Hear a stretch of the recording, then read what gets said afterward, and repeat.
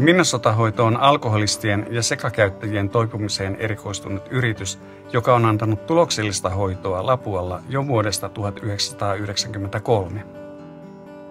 Potilaita on ollut yli 2300, mikä osaltaan kertoo ammatillisesta asiantuntemuksesta. 4 viikon perushoito tapahtuu Lapualla Vasunmäen tiloissa.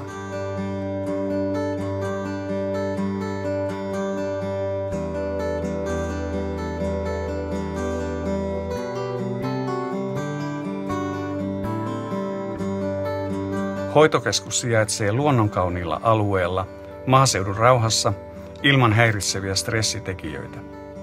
Lapuan kaupunkien hoitokeskuksesta on kuitenkin vain 10 minuutin ajo. Minnesota-hoidossa sinua auttaa toisaalta ammattitaitoinen henkilökunta, joilla kaikilla on kokemusta alkoholismisairaudesta ja Minnesota-hoidon tuomasta toipumisesta, sekä toisaalta tiivis ja raitistumiseen sitoutuva potilasyhteisö. Hoidon piiriin kuuluvat myös potilaan läheiset, vieläpä erottamattomana osana. Perhehoito tapahtuu yrityksemme Tohjanniemen tiloissa perushoidon 3. viikonloppuna. Jatkohoito, joka on tarkoitettu sekä potilaalle että läheisille, alkaa heti perushoidon jälkeen. Sitä on kerran viikossa, 2-4 tuntia kerrallaan, 11 kuukauden ajan.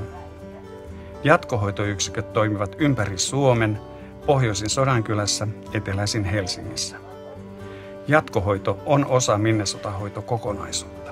Sen kestäessä opit käsittelemään vaikeitakin asioita ilman päihteitä.